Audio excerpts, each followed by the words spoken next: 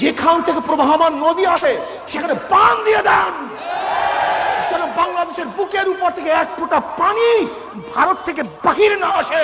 তাহলে দেখবেন কত ধানে কত চাল বান দিয়ে দেন। ওদের পানির প্রয়োজন নাই। আগেকার কথা, আমাদের তৎকালীন সময় বাংলাদেশের গণমানুষের একমাত্র প্রাণ কেন্দ্র মোহাব্বতী লোক ভাসানী সাহেব, যিনি বাংলাদেশের একজন প্রিয় লোক ছিলেন, তিনি লং মার্চ করেছিলেন ফারাক্কাবাদের বিরুদ্ধে।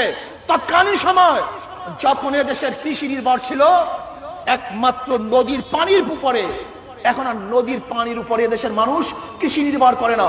আল্লাহ পাকের মেহেরবানিতে আমরা বর্ষা আসবে, বর্ষা সিজনে আমরা বর্ষা পাবো, পানির লেয়ার যতটুকু চলে যাবে বর্ষার পানি আমাদের সেতুর লেয়ার বাড়িয়ে দেবে। কাজে আমাদের পানি প্রয়োজন নাই।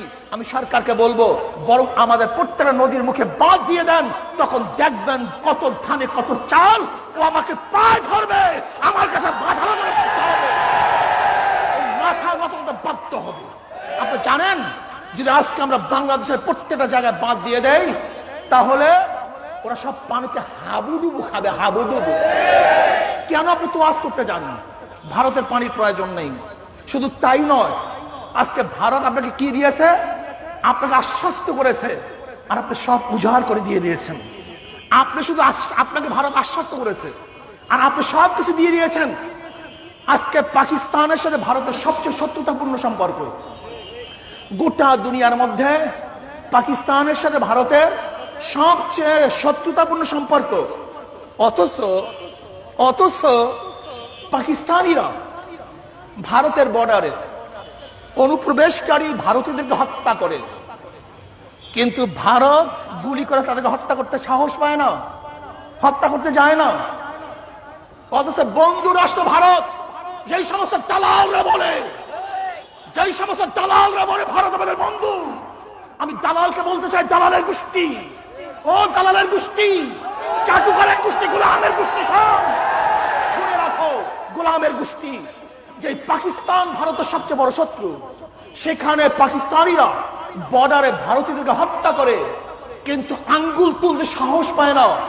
অথচ আমার বন্ধু রাষ্ট্র ভারত আমাদের বন্ধু রাষ্ট্র, আর আমার বাংলাদেশের মানুষকে কাঁটা তারের উপরে গুলি মেরে বাদরের মতো ঝুলিয়ে রাখবে, সহ্য করা যায় না, সহ্য হয় না। আমাদের বাংলাদেশের দালালরা কি বলে? গরু চুরি করার জন্য গেছে, এর জন্য তাদেরকে গুলি করছে। গরু চুরি করলে গুলির কোন আইন আছে? তুই তো আমার বন্ধু, আমার পেয়ারা, আমার ভালোবাসার, তুমি সবচেয়ে বড় করুণার পাত্র। যদি আমার বন্ধুই হয়ে থাকো, আমার গরিব, আমার দুঃখী, আমার মেহনত মানুষ সেখানে গরু চুরি করতে যাবে কেন? বরং তোমরা চোরেরা উপার থেকে গরু চুরি করে সাপ্লাই দাও, আমার দেশের মানুষ এই গরু আনতে যায়। চোর আমরা না, চোর তোরা, চোর আমরা না, চোর তোরা। তোরা গরু দেও বিধায় আমাদের বাংলাদেশের মানুষ সেখানে গরু আনার জন্য যায়।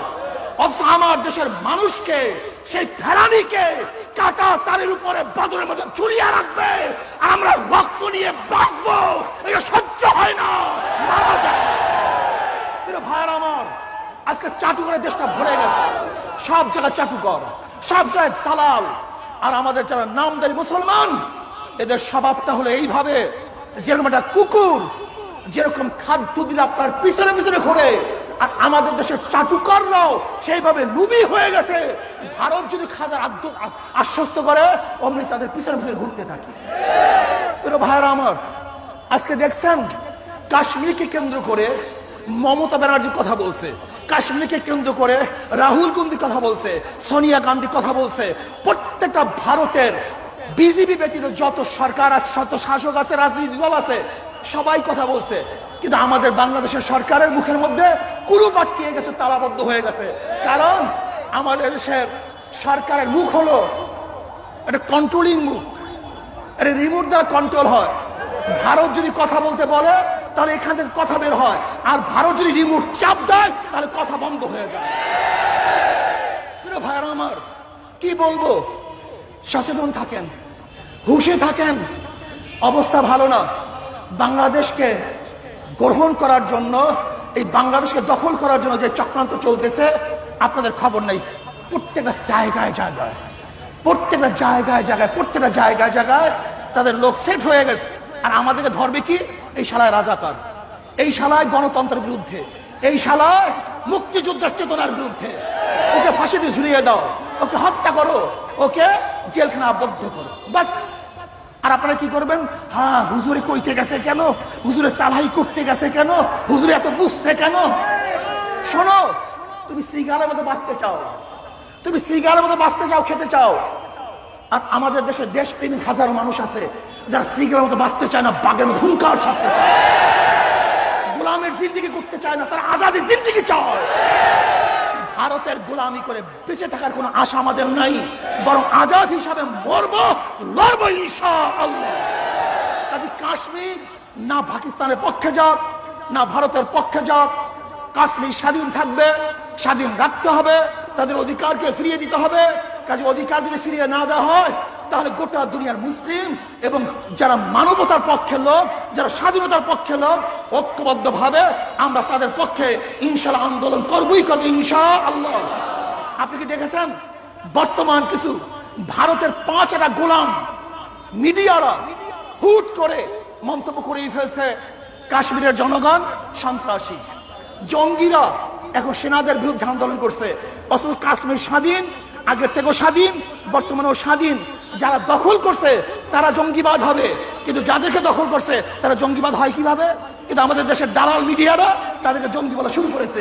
এই দালালদেরকে চিহ্নিত করেন ইনশাআল্লাহ, এদেরকে বাংলাদেশের ভারতের রাজাকারদেরকে বাংলাদেশকে তাড়াতে হবে ইনশাআল্লাহ। আল্লাহ আমাকে এবং আমাদের সবাইকে কবুল করে নেন।